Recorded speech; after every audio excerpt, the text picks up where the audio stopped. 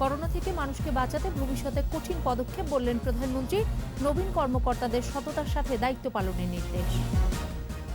একদিনে মৃত্যুর রেকর্ড ৭৪, হাসপাতালে শয্যা বাড়ানোর পরিকল্পনা, টিকার দ্বিতীয় ডোজ শুরু। স্বাস্থ্যবিধি মানার শর্তে ৯টা থেকে ৬টা পর্যন্ত ৪ দিনের জন্য খুলছে মার্কেট, শপিং মল। লকডাউনে রাজধানীতে যানবাহনের চাপ। যে কোনো সময় গ্রেফতার মামুনুল, হেফাজতের তাণ্ডবে শিশুদের ব্যবহার করার পেছনে থাকা ১০০ জন শনাক্ত। সেনা শাসকদের রোষে লন্ডনে মিয়ানমারের রাষ্ট্রদূত ঢুকতে দেওয়া হয়নি দূতাবাসে, নিরাপত্তা বাহিনীর গুলিতে আরও ১১ মৃত্যু।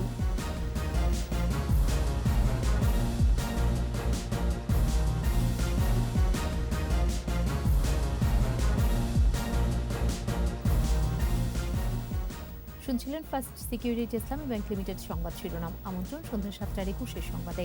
সাথে আছে আমি সোনিয়া স্নিগ্ধা। দর্শক, ২১ টেলিভিশনের সংবাদ একই সাথে সরাসরি দেখতে পাবেন আমাদের ফেসবুক পেজ www.facebook.com/2124 অনলাইনে। এছাড়াও সংবাদে আরও থাকছে: অযত্ন অবহেলায় ৫ ভাষা সৈনিকের জীবনী গ্রন্থ ছিঁড়ে গেছে পৃষ্ঠা, মিলছে না বাংলা একাডেমির সব স্টলে।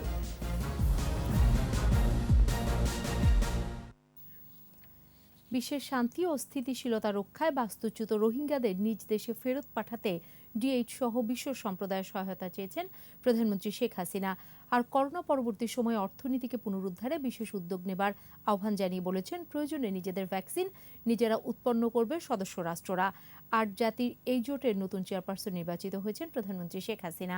ঢাকা ঘোষণা এবং ১০ বছরের রোডম্যাপ গ্রহণ করার মধ্য দিয়ে শেষ হয় D8-এর ১০ম শীর্ষ সম্মেলন। রিপোর্টে আরও জানাচ্ছেন মোহাম্মদ নুরুন নবী। ঢাকার আয়োজনে অনুষ্ঠিত হলো ৮টি মুসলিম দেশের অর্থনৈতিক উন্নয়নের জোট D8-এর ১০ম সামিট। করোনার বাস্তবতায় আয়োজনটি ছিল ভার্চুয়াল প্ল্যাটফর্মে। শীর্ষ সম্মেলনের শুরুতেই তুরস্কের প্রেসিডেন্ট রিসেপ তাইয়েফ এরদোয়ান নতুন চেয়ারপারসন প্রধানমন্ত্রী শেখ হাসিনার কাছে আগামী ৪ বছরের জন্য D8-এর দায়িত্ব হস্তান্তর করেন। I would like to give the floor to Prime Minister Sheikh Hasina and পরে বক্তব্য রাখেন সদস্য রাষ্ট্র মিশর, Indonesia, Iran, Malaysia, Nigeria, Pakistan, তুরস্ক এর সরকার ও রাষ্ট্রপ্রধানরা। কার্যকর ও টেকসই উন্নয়ন নিশ্চিত করতে D8-ভুক্ত দেশগুলোকে এক হয়ে কাজ করার আহ্বান জানান প্রধানমন্ত্রী শেখ হাসিনা। আহ্বান ছিল রোহিঙ্গা জনগোষ্ঠীকে নিরাপদে নিজ ভূমে প্রত্যাবর্তনে D8 ও বিশ্ব সম্প্রদায়ের উদ্যোগী হবার। It has been more than 3 years after their influx into Bangladesh, and the repatriation process is yet to be started. We are also concerned that if the crisis is not resolved, this may create security concern in the region and beyond. We are grateful to the D8 member states for their support. I would like to urge you to put pressure on Myanmar for taking back the Rohingyas. need to provide support and assistance to Palestinian refugees from Arakan, Yemen, and Syria who are suffering from persecution, starvation, and poverty on top of COVID-19 pandemic. বিদ্যমান মহামারীতে প্রত্যেক মানুষের vaccine প্রাপ্তির অধিকার নিশ্চিত করার কথা জোর দিয়ে তুলে ধরেন। বলেন, ভ্যাকসিন নিয়ে রাজনীতি নয়, বরং সহজলভ্য করতে হবে। কারো দিকে তাকিয়ে না থেকে নিজেদের ভ্যাকসিন তৈরির উদ্যোগের আহ্বান ছিল প্রধানমন্ত্রী শেখ হাসিনার। Partnership for Transformative World, harnessing the power of youth and technology, is the very appropriate under the current circumstances. Corona পরবর্তী সময়ে অর্থনৈতিক পুনরুদ্ধারে বাণিজ্য বাড়াতে D8-এর সক্ষমতা কাজে লাগাতে সুনির্দিষ্ট রোডম্যাপের প্রস্তাব এসেছে। বাণিজ্যের ডিজিটাল ট্রান্সফরমেশন এ একমত সকল দেশ। Member states have waiting for them around the corner important decisions to make in order for cooperation in the post-COVID era. We believe it will push the adoptions of technology and digital transformation, and this is necessary for the country's economic trajectory.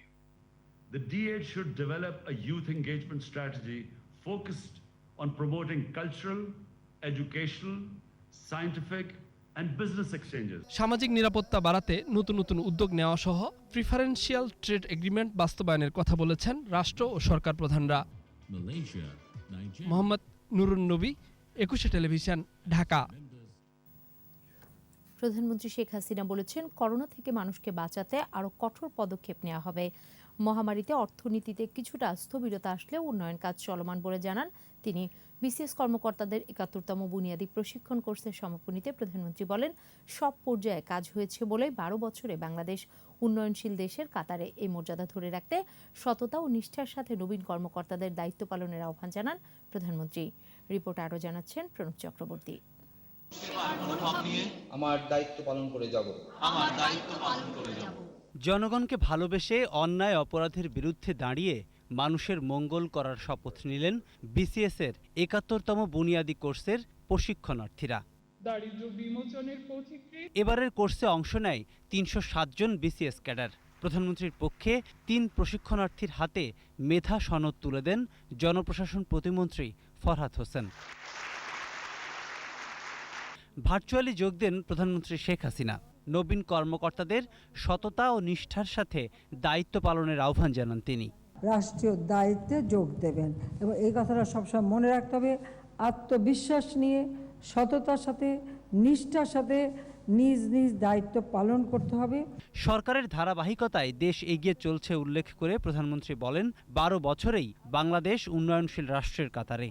এই মর্যাদা ধরে রেখে ২০৪১-এ বাংলাদেশকে উন্নত রাষ্ট্রে পরিণত করতে কাজ করার আহ্বান জানান সরকার প্রধান। হয়তো কিছুদিনের জন্য সবকিছুতে থমকে গিয়েছিল, তারপর আমরা পরিকল্পনা অনুযায়ী প্রকল্পের কাজ আমরা অব্যাহত রেখেছি। কারণ আমাদের লক্ষ্যটা হচ্ছে ৪১ সালের মধ্যে বাংলাদেশকে আমরা উন্নত সমৃদ্ধ বাংলাদেশ হিসেবে গড়তে চাই। আমরা যে উন্নয়নশীল দেশের মর্যাদা পেয়েছি, এটা আমাদের ধরে রাখতে হবে। এটা ধরে রেখেই দেশকে এগিয়ে নিয়ে যেতে হবে। করোনা থেকে বাংলাদেশকে বাঁচাতে আরও কঠোর পদক্ষেপ নেওয়ার কথাও জানান প্রধানমন্ত্রী। করোনা ভাইরাস এখন একটা মহামারী আকারে দেখা দিয়েছে এবং আমরাও সেই ধাক্কাটা দেখতে পাচ্ছি। কাজেই আমাদের তাৎক্ষণিক কিছু ব্যবস্থা আমরা নিলেও হয়তো ভবিষ্যতে আরও কঠোর পদক্ষেপ আমাদের নিতে হবে মানুষকে বাঁচানোর জন্য, এবং সেটা আমরা নেব। আপনারাও এ ব্যাপারে সতর্ক থাকবেন, নিজেকে সুরক্ষিত রাখবেন, স্বাস্থ্যবিধি মেনে চলবেন এবং অপরকেও যাতে সুরক্ষিত থাকে সেদিকে বিশেষভাবে দৃষ্টি দিবেন। আমি সমগ্র দেশবাসীকে আজকে এই সভার মাধ্যমে সবাইকে বলবো, প্রত্যেকে আপনারা স্বাস্থ্য সুরক্ষা বিধিটা মেনে যাতে চলে সে ব্যবস্থাটা নেবেন। আগামীতে ২০০০ প্রশিক্ষণার্থী যাতে একসাথে প্রশিক্ষণ নিতে পারে সে বিষয়ে পদক্ষেপ নেওয়ার কথাও জানান প্রধানমন্ত্রী শেখ হাসিনা। জ্ঞান ও দক্ষতা যথার্থভাবে প্রয়োগ করবেন। প্রণব চক্রবর্তী, ২১ টেলিভিশন, ঢাকা। করোনায় মৃত্যুর নতুন রেকর্ড। একদিনে মারা গেছেন ৭৪ জন। শুধু ঢাকা বিভাগে মারা গেছেন ৪৩ জন। এ নিয়ে মৃতের সংখ্যা ৯,৫০০ ছাড়ালো। এদিন শনাক্তের সংখ্যা সামান্য কমে হয়েছে ৬,৮৫৪ জন। এই মুহূর্তে দেশে কোভিড রোগীর সংখ্যা ৯১,৫৮১। এদিকে কোভিড চিকিৎসায় ঢাকার বক্ষব্যাধি সহ বিভিন্ন হাসপাতালে ৭০০ থেকে ৮০০ শয্যা বাড়ানোর চেষ্টা করা হচ্ছে বলে জানিয়েছেন স্বাস্থ্য সচিব। বিস্তারিত জানাচ্ছেন স্মৃতি মণ্ডল। সুনামির মতো আছড়ে পড়ছে সংক্রমণের সংখ্যায় কোনোদিন রেকর্ড হচ্ছে, আবার কোনোদিন রেকর্ড হচ্ছে মৃত্যুর সংখ্যায়। স্বাস্থ্য অধিদপ্তর গত ২৪ ঘন্টায় মৃত্যুর সংখ্যা জানিয়েছে ৭৪ জন, আর এই সংখ্যাটি নতুন রেকর্ড। এ নিয়ে এ পর্যন্ত করোনায় মৃত্যু হল ৯,৫২১ জনের। ২৪৩টি ল্যাবে ৩৩,১৯৩ জনের নমুনা পরীক্ষায় শনাক্ত হয়েছে ৬,৮৫৪। মোট শনাক্ত ৬,৬৬,১৩২ আর সুস্থ হয়েছে ৩,৩৯১। পরীক্ষার বিপরীতে কিছুটা কমেছে দৈনিক সংক্রমণ হার ২০.৬৫%। এ পর্যন্ত শনাক্ত ১৩.৫৫, সুস্থতার হার ৮৪.৮২ ও মৃত্যু ১.৪৩%। সবচেয়ে বেশি মারা গেছে ঢাকা বিভাগে ৪৩ জন আর চট্টগ্রাম বিভাগে ১৫ জন। ৭৪ জনের মধ্যে ৭০ জনের মৃত্যুই হয়েছে হাসপাতালে। এদের মধ্যে ৬০ ঊর্ধ্ব ৪৬ জন আর পুরুষের সংখ্যা ৪৮। সংক্রমণ বেড়ে যাওয়ায় অনেক হাসপাতালেই শয্যা ফাঁকা পাওয়া যাচ্ছে না। এ অবস্থায় স্বাস্থ্য সচিব জানিয়েছেন, বিভিন্ন হাসপাতালে 7 থেকে 800 বেড বাড়ানোর পরিকল্পনা করছে সরকার। আমরা পর্যায়ক্রমে বক্ষব্যাধি হাসপাতাল সহ আরও যে হাসপাতালগুলি আছে সকল চক্ষু হাসপাতাল সহ এক্সিস্টের ভিতরে আমরা স্বল্প সময়ের ভিতরে আরও হয়তো 7 থেকে 800 বৃদ্ধি করে তোলার চেষ্টা করব। সংক্রমণ রোধে সরকারের আন্তরিকতার ঘাটতি নেই, সবাইকে স্বাস্থ্যবিধি মেনে চলার তাগিদ দেন স্বাস্থ্য সচিব। আমি আমার পরিবার যদি সুস্থ থাকে, জাতি সুস্থ থাকে। স্মৃতি মণ্ডল, 21 টেলিভিশন, ঢাকা। সংক্রমণের ঊর্ধ্বগতির মধ্যে কোভিশিল্ডের দ্বিতীয় ডোজ ভ্যাকসিন দেওয়া শুরু হয়েছে। একই সাথে টিকার প্রথম ডোজ প্রদানও চলছে। আইসিটি প্রতিমন্ত্রী জানিয়েছেন, দ্বিতীয় ডোজ সম্পূর্ণ হলে ভ্যাকসিন গ্রহীতাদের দেওয়া হবে ভ্যাকসিন পাসপোর্ট। বিশেষজ্ঞরা বলছেন, প্রথম ডোজের পর কোভিড আক্রান্ত হলে নেগেটিভ হওয়ার 28 দিন পর দ্বিতীয় ডোজ নেওয়া যাবে। বিস্তারিত স্মৃতি মণ্ডলের রিপোর্টে। সারা দেশে শুরু করোনা ভ্যাকসিনের দ্বিতীয় ডোজ প্রদান।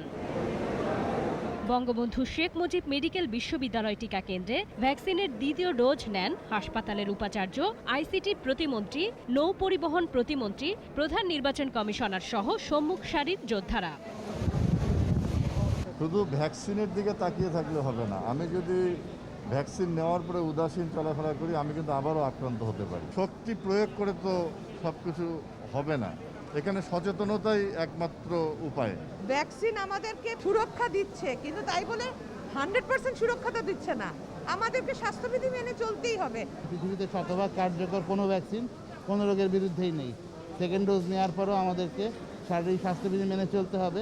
ভ্যাকসিন নেয়ার পর আইসিটি প্রতিমন্ত্রী সাংবাদিকদের বলেন, টিকা গ্রহীতাদের ভ্যাকসিন পাসপোর্ট দেবে সরকার। দ্বিতীয় ডোজ দেওয়ার পরে আমাদের ভ্যাকসিন সার্টিফিকেট অটোমেটিক জেনারেট হবে এবং আমরা একটা ভ্যাকসিন পাসপোর্টও আমরা দেওয়ার জন্য আমরা ইতিমধ্যে আমাদের প্রযুক্তিগত প্রস্তুতি আমরা গ্রহণ করেছি। প্রথম ডোজ টিকা নেয়ার পর কোভিড আক্রান্ত হলে টিকা নেওয়া যাবে কিনা এ প্রশ্নের উত্তরে বঙ্গবন্ধু শেখ মুজিব মেডিকেল বিশ্ববিদ্যালয় টিকা কেন্দ্রের সমন্বয়কারী জানান, নেগেটিভ হওয়ার 28 দিন পর টিকা নেওয়া যাবে। যাদের করোনা আক্রান্ত হয়েছেন ওনাদের ওইটা যেই দিন নেগেটিভ হবে সেই দিন থেকে 28 দিন পরে ওনারা সেকেন্ড ডোজ দেওয়ার জন্য আসবে। যতটুকু আমরা পেরেছি আমরা মেসেজ পাঠিয়েছি, যাদেরকে মেসেজ যায় নাই 2 মাস পূর্তি হলে তারপর যেন আসে। অ্যাস্ট্রাজেনেকার টিকা নেয়ার পর আধা ঘন্টা বিশ্রাম নিয়েছেন ভ্যাকসিন গ্রহীতারা। এই সময়ের মধ্যে কারো পার্শ্ব প্রতিক্রিয়ার খবর মেলেনি। 11টা 20-এ আমার এখনো কোনো খারাপ লাগছে না, ভালোই আছে। ডিস্টেন্সও মেনটেন করতেছে না, তাহলে মানে বুঝছেন তো কোনো নাই, মানে রুলসগুলো মানছে না, তো এটা আর কি একটু চিন্তার ব্যাপার। আর টিকা নেওয়ার পরেও আমাদেরকে আগের মতোই সতর্ক থাকতে হবে, মাস্ক তো অবশ্যই ব্যবহার করতে হবে। ভ্যাকসিনের দ্বিতীয় ডোজের পাশাপাশি প্রথম ডোজের কার্যক্রমও চালু রাখা হয়েছে। দেশে করোনা সংক্রমণের 397তম দিন আজ। সংক্রমণ এবং মৃত্যু দুটোই বাড়ছে সমান তালে। একই সাথে আজ থেকে সারা দেশে শুরু হয়েছে ভ্যাকসিনের দ্বিতীয় ডোজ দেওয়ার কার্যক্রম। ভ্যাকসিন নেওয়ার পাশাপাশি সবাইকে স্বাস্থ্যবিধি মেনে চলার পরামর্শ বিশেষজ্ঞদের। স্মৃতি মণ্ডল, 21 টেলিভিশন, ঢাকা। স্বাস্থ্যবিধি মেনে কাল থেকে 13 এপ্রিল পর্যন্ত খুলে দেওয়া হলো মার্কেট শপিং মল। মন্ত্রিপরিষদ বিভাগ প্রজ্ঞাপনের মাধ্যমে জানিয়েছে, সকাল 9টা থেকে বিকাল 5টা পর্যন্ত দোকানপাট খোলা রাখা যাবে। এদিকে লকডাউনের চতুর্থ দিনে সকাল থেকে রাজধানীর সড়কগুলোতে ছিল যানবাহনের চাপ। অনেক স্থানে সৃষ্টি হয় যানজট। মাহমুদ হাসানের রিপোর্ট। করোনা সংক্রমণের ঊর্ধ্বগতি রোধে চলছে এক সপ্তাহের লকডাউন। এই চিত্র দেখে কে বলবে দেশে লকডাউন চলছে? লকডাউনের চতুর্থ দিনও অন্য যে কোনো সাধারণ দিনের মতোই ঢাকার রাস্তায় গণপরিবহন যেমন আছে তেমনি আছে ব্যক্তিগত পরিবহনও। অ্যাপস ভিত্তিক মোটরসাইকেল বন্ধ, কিন্তু তারাই এখন ভাড়ায় চলছে। শর্ত মেনেই চলছে গণপরিবহন, তবে যাত্রীর চাপ খুব একটা নেই। মাস্ক ছাড়া যাত্রী নিচ্ছি না, মাস্ক পরা যারা, আর সকালবেলা অফিস টাইমে যাত্রী বেশি। প্রথম যেরকম একটা চাপ ছিল, এখন বর্তমানে এরকম কোনো চাপ নাই। 1 ঘন্টা ধরে বসে রয়েছে, কোনো যাত্রী নাই। ভাড়া নিয়ে অসন্তোষ আছে যাত্রীদের। ভাড়া তো কিছুটা বাড়তি, আর বিড়ম্বনার শিকার তেমন একটা হয়নি। গাড়ি কমার কারণে ভাড়া বেশি নিলেও আমরা ফ্রি মতো যাতায়াত করতে পারতেছি। সড়কে তৎপর ট্রাফিক পুলিশ। স্বাস্থ্যবিধি মেনে যানবাহনের চলাচল এবং চালকদের সচেতন করার কাজটিও করছে তারা। যখন থেকে সরকার অর্ডারে গণপরিবহন চালু করছে, তখন থেকে এই তো গাড়ির চাপ একটু বাড়ছে। সরকারি নির্দেশনা অনুযায়ী হোটেল রেস্তোরাঁয় বসে খাওয়ানো যাবে না, কিন্তু মানছেনই বা কজন? লকডাউনের বিক্রি তো আমাদের কমই। এদিকে কাল থেকে 13 এপ্রিল পর্যন্ত খোলা রাখা যাবে মার্কেট, শপিং মল। মন্ত্রিপরিষদ বিভাগের প্রজ্ঞাপনে জানানো হয়, স্বাস্থ্যবিধি মেনে সকাল 9টায় খুলে বিকেল 5টায় বন্ধ করতে হবে শপিং মল, দোকানপাট ও বিপণী বিতানগুলো। তবে স্বাস্থ্যবিধি পরিপালন না হলে আইনানুগ ব্যবস্থা নেওয়া হবে বলে জানানো হয় প্রজ্ঞাপনে। মাহমুদ হাসান, 21 টেলিভিশন, ঢাকা। হেফাজতের তাণ্ডবে মাদ্রাসার শিশুদের ব্যবহার করার তথ্য পেয়েছে আইনশৃঙ্খলা রক্ষাকারী বাহিনী। জঘন্যতম এই কর্মের নির্দেশদাতা হিসেবে শনাক্ত হয়েছে হেফাজতের যুগ্ম মহাসচিব মামুনুল হক, কথিত শিশু বক্তা 26 বছর বয়সী রফিকুল ইসলাম মাদানী সহ 100 জন। তাদের স্থিরচিত্র ও ভিডিও ফুটেজ এবং কথোপকথনের রেকর্ড, মুঠোফোন বার্তা ও চিরকুট হাতে পাওয়ার নির্দেশদাতাদের ধরতে অভিযানও শুরু হয়েছে। গবেষকরা বলছেন, মাদ্রাসার কোমলমতি শিশুদের রক্ষা করতে সরকারকেই উদ্যোগ নিতে হবে। বিস্তারিত জানাচ্ছেন দীপু শিকদার। কসুর প্রধানমন্ত্রী মানি না যদি ইসলামের বিরুদ্ধে, আমি মানি না রাষ্ট্রপতি। সরকার রাষ্ট্র ধর্ম নিয়ে উগ্র বক্তব্য আর উস্কানি দিয়ে এরই মধ্যে আলোচিত নেত্রকোনার কথিত শিশু বক্তা 26 বছরের রফিকুল ইসলাম মাদানী। এই কওমি আলেমরাই যাদেরকে তোমরা কাঠমুল্লা বলো, এরাই বাংলার তৌহিদি জনতাকে নিয়ে রাজপথে আন্দোলন করে। গত 26 মার্চ থেকে 31 মার্চ পর্যন্ত ঢাকা, ব্রাহ্মণবাড়িয়া, নারায়ণগঞ্জ, চট্টগ্রাম সহ দেশের বিভিন্ন স্থানে তাণ্ডবে ভূমিকা রাখে এই মাদানী। রাজপথে নেমে নিজেও যেমন তাণ্ডব চালায়, আবার মাদ্রাসার শিশুদেরও মাঠে নামতে নির্দেশ দেয়। বুধবার গ্রেফতার হয়ে মাদানী এখন কারাগারে। হেফাজতের তাণ্ডবে শিশুদের ঢাল হিসেবে ব্যবহারের নির্দেশদাতা যুগ্ম মহাসচিব মামুনুল হক। রিসোর্ট কাণ্ডের পর মামুনুল এখন ভীষণ আলোচিত এক চরিত্র। আমি আমার ওয়াইফ সহ এখানে রিফ্রেশমেন্টের জন্য এসেছি। ভাঙচুর, আগুন, সন্ত্রাসে মাদ্রাসার শিশু ছাত্রদের ঢাল হিসেবে ব্যবহারের হুকুমদাতা হিসেবে একাধিক মামলার আসামি এই মামুনুল। পুলিশ বলছে যে কোনো মুহূর্তে গ্রেপ্তার করা হবে তাকে। তাদের রিসেন্ট কিছু কর্মকাণ্ড দেখে মনে হচ্ছে তারা রাষ্ট্রকে চ্যালেঞ্জ করার সাহস দেখাচ্ছে। রাষ্ট্রের চেয়ে শক্তিশালী কেউ না, কোনো ব্যক্তি না, কোনো প্রতিষ্ঠান না। কঠোরভাবে এগুলা আমরা দমন করব। তদন্ত চলছে, সময় মতো যার যার বিরুদ্ধে আইনানুগ ব্যবস্থা নেওয়া প্রয়োজন সবকিছু করা হবে। শিশুদের নিয়ে যারা খেলছে তাদের শনাক্ত করেছে র্যাব। অনেক ছবি, ভিডিও র্যাবের হাতে এসেছে, যা দালিলিক প্রমাণ হিসেবে গুরুত্বপূর্ণ। শিশুদের ঢাল হিসেবে ব্যবহারের নির্দেশ দিয়েছেন তাদের মধ্যে মামুনুল, মাদানী সহ 100 জনকে শনাক্ত করা হয়েছে। অনেককে আমরা বিভিন্ন ভিডিও ফুটেজ ও স্থিরচিত্রের মাধ্যমে শনাক্ত করতে সক্ষম হয়েছি। এদের বিরুদ্ধে আমাদের ভবিষ্যতে অভিযান অব্যাহত থাকবে।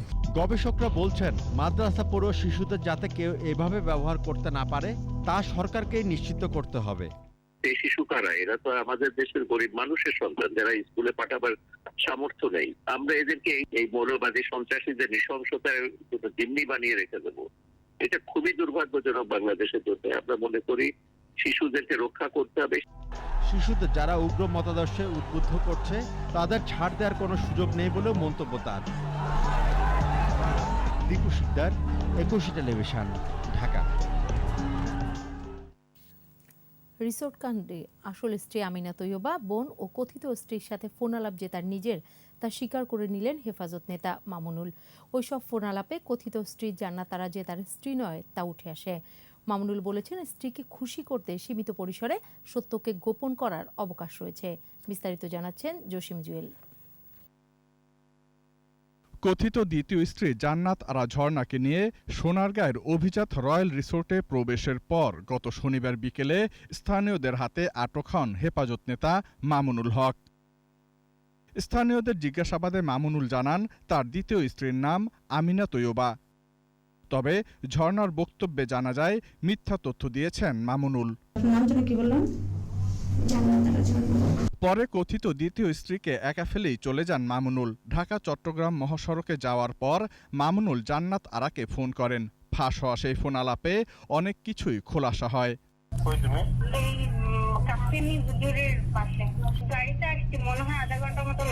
অনুসন্ধানে জানা যায় মামুনুলের আসল স্ত্রীর নাম আমিনা তৈয়বা, আর রিসোর্ট কাণ্ডের পর আমিনাকে ফোন করে ঘটনার ব্যাখ্যা দেন মামুনুল। পুরো বিষয়টা তোমাকে আমি সামনে এসে বলবো। ওই মহিলা যে ছিল সাথে সে শহীদুল ইসলাম ভাইয়ের ওয়াইফ, বুঝছো? তো এটা নিয়ে একটা ওখানে অবস্থা এরকম তৈরি হয়ে গেছে যে কথা বলা তারা ওখানে ওরা কি করে ফেলছিল আমাকে, বুঝছো? আচ্ছা বাসায় আছেন তারপরে কথা যা বলার বলি। না বলুন তো, তুমি বিষয়টা মানে অন্য কথা অন্যদেরকে বলতে হইব, পরিস্থিতিটা এরকম হয়ে গেছে এখন, এই জন্য তুমি আবার মাঝখান দিয়ে অন্য কিছু মনে করো না। মামুনুলের বোনের সাথে তার আসল স্ত্রী আমিনার আরেকটি ফোনালাপ ফাঁস হয়। কেউ ফোন করলে কি বলতে হবে তা শিখিয়ে পড়িয়ে দেন মামুনুলের বোন। সত্যি না না সত্যি তো আর না, মানুষ তো চেষ্টা করবো ফেলানোর জন্য। কি আমার কথা তুমি বুঝছো? হ্যাঁ, তোকে আমাদেরকে প্রশ্ন করা শুরু করছে, অতএব তোমারও প্রশ্ন করবে যে মামুনুল হকের বউ কি জানে আমাদের দিতে করতেছে। তো আমরা বলছি যে হ্যাঁ ভাবিও জানে, মানে আমরা পরিবার জানি, আমরা পরিবারটা জানি না, এটা বলা যাবে না, ঠিক আছে? আচ্ছা ঠিক আছে বলবো তো, আপনি তো ফোনে করেছেন রেকর্ডের কথা বুঝতে সময় রেকর্ড করে কোনো অসুবিধা নাই। এতদিন ওইসব ফোনালাপ নিজের নয় বললেও বৃহস্পতিবার সামাজিক যোগাযোগ মাধ্যমে ফোনালাপগুলো নিজের বলেই দাবি করেন মামুনুল। আমার স্ত্রীর সাথে আমার ফোনালাপ, আমার স্ত্রীদের সাথে আমার কথোপকথন, এগুলো একান্তই আমার ব্যক্তিগত বিষয় এবং আমার পারিবারিক বিষয়। অত্যন্ত দুঃখ এবং পরিতাপের সাথে বলতে হচ্ছে যে আমার সেই ব্যক্তিগত গোপনীয়তাকে মারাত্মকভাবে ক্ষুণ্ণ করা হয়েছে। রিসোর্ট কাণ্ডের পর মামুনুল ও তার পরিবারের সদস্যদের ফাঁস হওয়া আরও কিছু ফোনালাপ সামাজিক যোগাযোগ মাধ্যমে ঘুরে বেড়াচ্ছে। সেসব ফোনালাপে রাষ্ট্রবিরোধী তৎপরতার পাশাপাশি একাধিক নারীর সঙ্গে মামুনুলের সম্পর্ক থাকার বিষয়টি স্পষ্ট হয়েছে। কথা বলতে চাইছি, কথা বলা বাক স্বাধীনতা মানুষের অধিকার। আমার যখন থাকে অধিকার তো আমারটা আপনি হরণ করছেন, বুঝতেই আপনাদের সামনে অনেক কিছু বলতে পারতেছি না। মজা নিতেছেন। জসিম জুয়েল, 21 টেলিভিশন, ঢাকা। নিচ্ছি প্রিমিয়ার ব্যাংক লিমিটেড সংবাদ বিরতি। নো মাস্ক নো সার্ভিস বিধি মেনে চলুন, সুস্থ থাকুন। যখন ফিরছি তখন অন্যান্য খবরের সঙ্গে আরও থাকবে। 72 ঘন্টার মধ্যে ভাসান টেক হত্যার রহস্য উন্মোচন, সিসিটিভি ফুটেজ দেখে ঘাতক গ্রেফতার। ডিজিটাল নিরাপত্তা আইনের মামলায় আটক মাদানিকে কারাগারে পাঠানোর নির্দেশ। আবারও আমন্ত্রণ সন্ধ্যা 7টার 21 সংবাদে। জনদুর্ভোগ বিবেচনায় সিটি কর্পোরেশন এলাকায় গণপরিবহন চলাচলের শর্ত না মানলে সরকার আরও কঠোর হবে বলে জানিয়েছেন সড়ক পরিবহন ও সেতুমন্ত্রী ওবায়দুল কাদের। ঢাকা আরিচা মহাসড়কের আমিনবাজারে 8 লেনের নতুন সেতুর কাজের সূচনা অনুষ্ঠানে ভার্চুয়ালি যুক্ত হয়ে তিনি এসব কথা বলেন। মহানগর বেশিরভাগ পরিবহন নিষেধাজ্ঞা মানলেও অনেক পরিবহন কিন্তু নিষেধাজ্ঞা মানছেন না। কেউ কেউ নির্দিষ্ট এলাকা বা নির্দিষ্ট সময়ের বাইরেও পরিবহন চালাচ্ছে। সমন্বয়কৃত ভাড়ার অতিরিক্ত ভাড়াও অনেকে আদায় করছে। আমি আশা করি আপনারা, আবারও বলবো, কথা দিয়ে কথা রাখবেন। শর্ত উপেক্ষা করলে সরকার কিন্তু জনস্বার্থে আবারও কঠোর হতে বাধ্য হবে। মাত্র 72 ঘন্টার মধ্যে ভাসান টেক হত্যার রহস্য উন্মোচনের দাবি করেছে পুলিশ। কার্টুনে অজ্ঞাত নারীর মৃতদেহ পাওয়ার পর সিসিটিভি ফুটেজ দেখে ঘাতক সন্দেহে গ্রেফতার করা হয়েছে একজনকে। পুলিশের দাবি, গ্রেফতার ডেলিভারি বয় রিপনিও ওই নারীকে গলা টিপে হত্যা করেছে। দীপু শিকদার জানাচ্ছেন বিস্তারিত। কাজীপাড়া এলাকার একটি অনলাইন ব্যবসা প্রতিষ্ঠানের সিসিটিভি ফুটেজ। দেখা যাচ্ছে 31শে মার্চ রাতে এক নারীকে নিয়ে রিপন একটি বাড়িতে প্রবেশ করছে, কিন্তু বাড়ি থেকে বের হওয়ার সময় রিপন ছিল একা। দেখা যায় রিকশায় একটি কার্টন নিয়ে সে চলে যাচ্ছে। পরবর্তীতে কার্টনটি ফেলা হয় ভাসানটেক এলাকায়। ভাসানটেক থানা পুলিশ বলছে ওই কার্টনের ভেতর ছিল নাজমা বেগম নামে ওই নারীর মরদেহ। তাকে 400 টাকা দিবে, এই চুক্তিতে সে ওই ছেলের বাসায় যায়। যাওয়ার পর সে 2বার শারীরিক মিলন করে। তাকে 500 টাকা দিলে মেয়েটা বলে যে কি 500 টাকা দেন, আমাকে 1.5 লক্ষ টাকা দিতে হবে। এবং তাকে ভয় দেখাচ্ছে, বলতেছে যে আমার র্যাব আছে, পুলিশ আছে, আমি তোমাকে র্যাব পুলিশ দিয়ে ধরাই দিব। তখন সে উত্তেজিত হয়ে মেয়েটাকে গলা চেপে ধরে, এক পর্যায়ে মেয়েটা মারা যায়। গত 4 এপ্রিল নগরীর আসাদগেট এলাকা থেকে রিপনকে গ্রেফতার করে আইন শৃঙ্খলা রক্ষাকারী বাহিনী। এই ক্লুলেস মামলার রহস্য উদ্ঘাটনে চ্যালেঞ্জের কথা বলছে পুলিশ।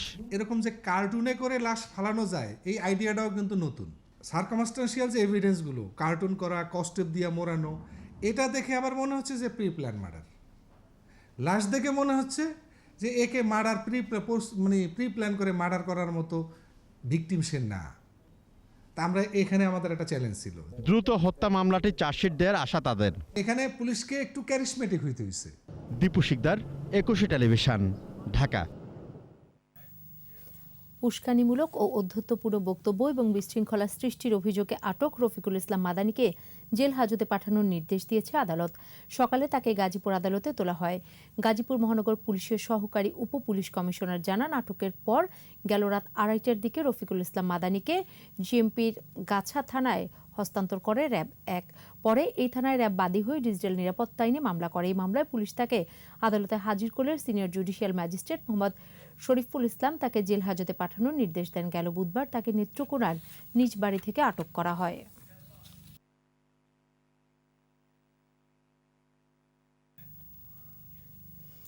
বাংলাদেশ সেনাবাহিনীর প্রধান জেনারেল আজিজ আহমেদের আমন্ত্রণে 5 দিনের রাষ্ট্রীয় সফরে বাংলাদেশে এসেছেন ভারতের সেনাবাহিনীর প্রধান জেনারেল MM নাভারানে।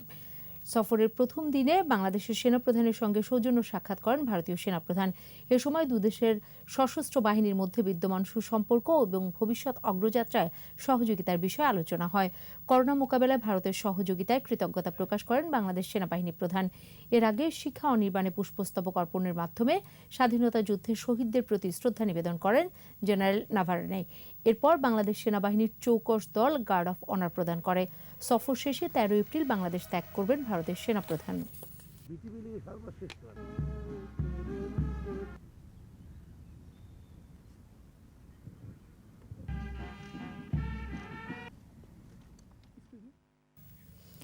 এবারের আয়োজন বিএসবি গ্লোবাল নেটওয়ার্ক বইমেলা প্রতিদিন।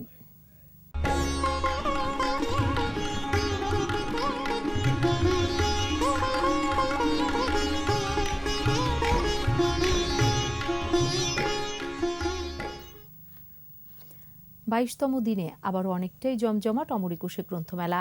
করোনায় মেলার সময়সূচি পরিবর্তন এবং লকডাউনে সমাগম কমেছিল অনেকখানি। বইপ্রেমীরা স্টলে ঘুরে ঘুরে কিনছেন পছন্দের বই। এবার মেলায় গবেষণাধর্মী বই আগের চেয়ে কিছুটা বেশি বিক্রি হচ্ছে বলে জানান প্রকাশকরা। মফিউর রহমানের রিপোর্ট। অমর একুশে গ্রন্থমেলার 22তম দিনের বিকেল। গেল কয়েকদিনের যে চিত্র ছিল অনেকটাই বদলে গেছে এদিন। বেড়েছে পাঠক সমাগম। বইপ্রেমীরা ভিড় করছেন বিভিন্ন স্টলে, দেখছেন নানা বই। গল্প, উপন্যাস, কবিতার পাশাপাশি বিক্রি হচ্ছে গবেষণাধর্মী বই। কেউ কিনছেন গবেষণার কাজের জন্য, আবার কেউ বা কিনছেন বিষয়ভিত্তিক জ্ঞান অর্জনের জন্য। প্রকাশকরা বলছেন, গবেষণাধর্মী বইয়ের প্রতি পাঠকের আগ্রহ বেড়েছে। গবেষণাধর্মী আত্মজীবনী, প্রবন্ধ খুব ভালো বিক্রি হয়েছে। যারা মূলত গবেষণা করে, পিএইচডি করে, ডক্টরেট করে, থিসিস করে, এরাই মূলত আমাদের পাঠক বেশি। একটু সিরিয়াস পাঠক যারা একটু গভীরে যেতে চায়, সাহিত্যের গভীরে যেতে চায়, বাংলা সাহিত্যের গভীরে যেতে চায়, তারা আমাদের এই গবেষণাধর্মী বইগুলো নিয়ে যাচ্ছে। এসব বইয়ের রস আস্বাদন সহজ নয়, তাই এর পাঠকপ্রিয়তা কম বলে মনে করেন অনেক পাঠক। গবেষণা বই আর কি রস কম, এর জন্য তারা কম পড়ে, কিন্তু এই বই আসলে আমাদের পড়া খুবই দরকার। নতুন জ্ঞান সৃষ্টি করার অন্যতম যে জিনিসটা প্রয়োজন সেটা হচ্ছে গবেষণা করা। একটু রিসার্চে একটু আগ্রহ আছে, যার ফলে আমি দেখতে যাচ্ছিলাম যে স্যাররা কিভাবে রিসার্চগুলো করছেন। মেলা শেষ 10 দিনে এসে বই সংগ্রহের পরিমাণ আগের চেয়ে অনেক বেড়েছে। অনেক পাঠকই হাতে বই নিয়ে বের হচ্ছেন মেলা থেকে। 22তম দিনে মেলায় এসেছে 47টি নতুন বই। মফিউর রহমান, একুশে টেলিভিশন, ঢাকা। ভাষা শহীদ রফিক জব্বার সহ 5 শহীদের জীবনী নিয়ে লেখা বইগুলো পড়ে আছে চরম অবহেলায়। আবার বাংলা একাডেমির সব স্টলে এই বইগুলো পাওয়া যাচ্ছে না। পাঠকদের অভিযোগ, 2-1টা স্টলে পাওয়া গেলেও প্রায় সব বইয়েরই বাইন্ডিং খোলা, পৃষ্ঠা ছেঁড়া ও শ্যাওলা পড়া। বিষয়টি যথাযথ কর্তৃপক্ষকে জানাবেন বলে জানিয়েছেন বাংলা একাডেমির পরিচালক মোবারক হোসেন। বিস্তারিত শাকির আরজুর রিপোর্টে। রাষ্ট্রভাষা বাংলার দাবিতে 52 21শে ফেব্রুয়ারি রঞ্জিত হয় রাজপথ। রক্তের বিনিময়ে রাষ্ট্রভাষার অধিকার প্রতিষ্ঠা করে বাঙালি। আর ভাষা আন্দোলনের পথ ধরেই মুক্তিযুদ্ধ বাংলাদেশ। ভাষা আন্দোলনে 21শে ফেব্রুয়ারিতে শহীদ হন রফিক, বরকত, শফিক, সালাম, জব্বার সহ নাম না জানা অনেকেই। তাদের বীরত্বের স্মৃতি অম্লান রাখতেই প্রতি বছর অমর একুশে গ্রন্থমেলার এই আয়োজন। অথচ ভাষা শহীদদের জীবনী নিয়ে লেখা বই পড়ে আছে চরম অবহেলায়। গ্রন্থমেলার সোহরাওয়ার্দী অংশে বই কিনতে গিয়ে ভাষা শহীদদের জীবনী পাননি পাঠকেরা। তাদের অভিযোগ, বাংলা একাডেমির সব স্টলেই বইগুলো নেই। হয়তো এমন হচ্ছে যে চাহিদা ছিল, বিক্রি হয়ে গেছে, এরপর দিন হয়তো তারা বলতে ভুলে গেছে, আমরা তো পাঠাই নাই। কিন্তু আমরা চাহিদা থাকলে আমাদের বইও আছে যথেষ্ট, এবং আমরা সেই বই পাঠাই। এটা তো পুরানো বই, আগে অনেক বিক্রি হয়েছে, এখনও এই ভাষা শহীদদের উপর বই গ্রাহকরা চায়। বাংলা একাডেমি প্রাঙ্গণের দুটো স্টলে বই আছে ঠিকই, তবে এর বেশিরভাগেরই পৃষ্ঠা ছেঁড়া, শ্যাওলা পড়া, আবার কোনোটার বাইন্ডিং খোলা। তবে সোহরাওয়ার্দী উদ্যানে যতগুলো স্টল বাংলা একাডেমি রয়েছে সেখানে ওনারা এই কালেকশনগুলো দিতে পারেন নাই। এই ধরনের ত্রুটিপূর্ণ বা এই ধরনের ছেঁড়া এবং নষ্ট বইগুলোকে তো কিনবে না, শেষও হবে না, আর আসবেও না।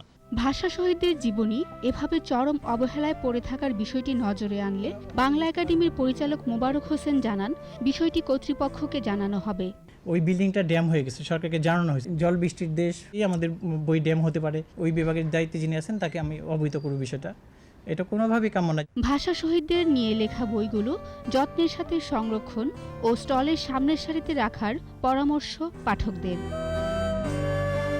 শাকেরা আরজু, 21 টেলিভিশন, ঢাকা। আবারও নিচ্ছি প্রিমিয়ার ব্যাংক লিমিটেড সংবাদ বিরতি। নো মাস্ক নো সার্ভিস বিধি মেনে চলুন, সুস্থ থাকুন। যখন ফিরছি তখন অন্যান্য খবরের সঙ্গে আরও থাকবে। টেক্সাসে একই পরিবারের 6 বাংলাদেশের মৃত্যু নিয়ে ধোঁয়াশা, শোকে স্তব্ধ স্বজনরা। পুঁজিবাজারে বড় দরপতন, 66 প্রতিষ্ঠানের ফ্লোর প্রাইস তুলে দেওয়ার বিরূপ প্রভাব বলছেন বিশ্লেষকরা। আবারও আমন্ত্রণ সন্ধ্যা 7:21 সংবাদে। যুক্তরাষ্ট্রের টেক্সাসে একই পরিবারের 6 জনের মৃত্যুর ঘটনায় পাবনায় নিহতদের স্বজনরা শোকে স্তব্ধ। এমন মৃত্যুর সংবাদে বাকরুদ্ধ সবাই।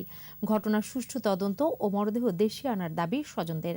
পাবনা প্রতিনিধি রাজিউর রহমান রুমির রিপোর্ট, জানাচ্ছেন মুশফিকা নাজনীন। গেল 1 এপ্রিল দেশে ফেরার কথা ছিল মালতাফুন্নেসার। করোনার কারণে সেই ফ্লাইট বাতিল হয়ে 7 এপ্রিল দেশে আসার দিন ঠিক হয়, কিন্তু তার আগে ঘটে যায় অনাকাঙ্ক্ষিত ঘটনা। নিহত আলতাফুন্নেসার ছেলে আলিফ জানান, দীর্ঘ 30 বছর ধরে যুক্তরাষ্ট্রে তার বোন আইরিন ইসলাম, দুলাভাই তহিদুল ইসলাম আর 3 ছেলে মেয়ে নিয়েছিলেন। সাথে ছিলেন তার মা। গেল 2 এপ্রিল রাতে মা আলতাফুন্নেসার সাথে মোবাইলে শেষ কথা হয় তার সন্তানদের। এরপর একসাথে পুরো পরিবারের নির্মম মৃত্যুর খবরে শোকে স্তব্ধ হয়ে যায় পাবনার দোহার পাড়া। বিভিন্নভাবে ওই দেশের আইন শৃঙ্খলা রক্ষাকারী বাহিনীর মাধ্যম দিয়ে আমাদেরকে খবরটা নিশ্চিত করেন যে আমার বোন দুলাভাই, 2 জন ভাগ্না, 1 জন ভাগ্নি, 5 জন, আর আমার মা সহ মোট 6 জন কেউই বেঁচে নাই। এরকম পরিস্থিতিতে আমাদের তো নিজেদের এবং আত্মীয় স্বজন কেউই খবরটা শোনার পরের থেকে ভীষণভাবে মর্মাহত। আমরা চাই যে আমাদের যেহেতু 7 তারিখে আসার কথা ছিল, আমরা যেন তার মরদেহ আমরা দাফন করতে পারি, এই সরকারের কাছে আকুল আবেদন। নিহতদের স্বজনদের সান্ত্বনা দিতে গিয়ে নিজেরাও বাকরুদ্ধ হয়ে যান প্রতিবেশীরা। তারা ঘটনার সুষ্ঠু তদন্ত দাবি করেন। বাংলাদেশের মানুষ হিসাবে তারা এত ভদ্র নম্র আমাদের সাথে ব্যবহার করে গেছে। আমরা তার এই ঘটনা শোনার পর আমরা সবাই এলাকাবাসী সবাই খুবই আপসেট বা মর্মাহত হয়ে পড়েছি যে এই ধরনের একটা ঘটনা ঘটে গেল এই আমেরিকার মতো একটা জায়গায়। ওখানকার সরকার যদি জাস্টিফাই করে, তদন্ত করে, তাহলে প্রকৃত ঘটনাটা বেরিয়ে আসুক, এটাই আমাদের আশা। পুলিশের বরাত দিয়ে গণমাধ্যমে বলা হয়, শনিবার কোনো এক সময় 2 ছেলে সবাইকে হত্যা করে নিজের আত্মহত্যা করে, কিন্তু এই তথ্য মানতে রাজি নন স্বজনরা। মুশফিকা নাজনীন, 21 টেলিভিশন। দেশীয় শিল্পের বিকাশ ও মানুষের জীবন জীবিকার বিষয়টি আসন্ন বাজেটে বিশেষ গুরুত্ব পাবে বলে জানিয়েছেন অর্থমন্ত্রী আহমদ মোস্তফা কামাল। এফবিসিসিআই, বিজিএমইএ সহ 12টি শীর্ষ ব্যবসায়ীদের সংগঠনের নেতাদের সাথে প্রাক বাজেট আলোচনা শেষে সাংবাদিকদের এ তথ্য জানান তিনি। ভার্চুয়াল আলোচনায় অর্থমন্ত্রী আরও বলেন, অর্থনীতি পুনরুদ্ধারের পাশাপাশি রাজস্ব আদায় বৃদ্ধির দিক নির্দেশনা থাকবে নতুন বাজেটে। জোর দেওয়া হবে কর্মসংস্থান সৃষ্টিতেও। প্রতিটি মানুষই দেশের সম্পদ, এমন মন্তব্য করে জীবন জীবিকা রক্ষায় সরকার বদ্ধপরিকর বলেও জানান অর্থমন্ত্রী। এবারে ব্যবসা বাণিজ্যের খবর।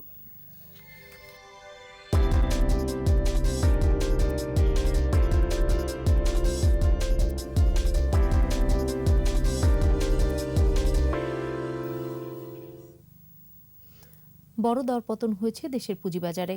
এক্ষেত্রে ৬৬টি প্রতিষ্ঠানের সর্বনিম্ন মূল্য সীমা বা ফ্লোর প্রাইস তুলে দেওয়ার প্রভাবকে দায়ী করছেন বিশ্লেষকরা।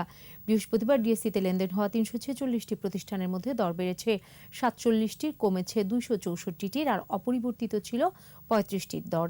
ডিএসসির প্রধান সূচক ডিএসইএক্স ৮২ পয়েন্ট কমে নেমে আসে ৫,২৫৪ পয়েন্টে। দিন শেষে ডিএসসিতে লেনদেনের পরিমাণ দাঁড়ায় ৪৭৫ কোটি ৮৭ লাখ টাকা।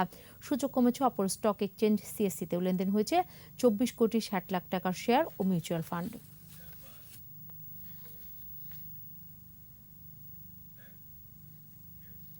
দেশের বাজারে হাই এন্ডের স্মার্টফোন ভিভো X60 Pro নিয়ে এসেছে স্মার্টফোন নির্মাতা প্রতিষ্ঠান ভিভো।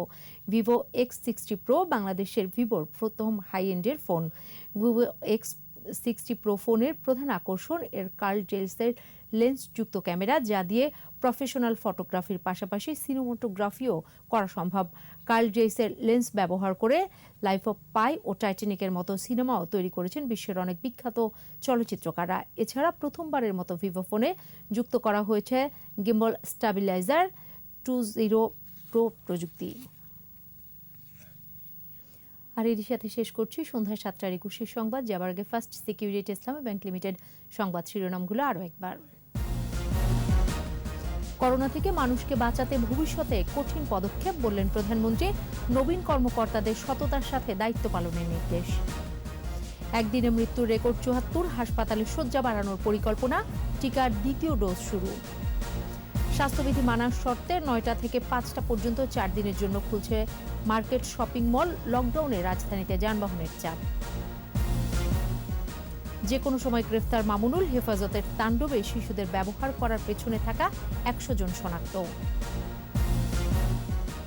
সেনা শাসকদের রোষে লন্ডনে মিয়ানমারের রাষ্ট্রদূত ঢুকতে দেওয়া হয়নি দূতাবাসে। নিরাপত্তা বাহিনীর গুলিতে আরও ১১ মৃত্যু।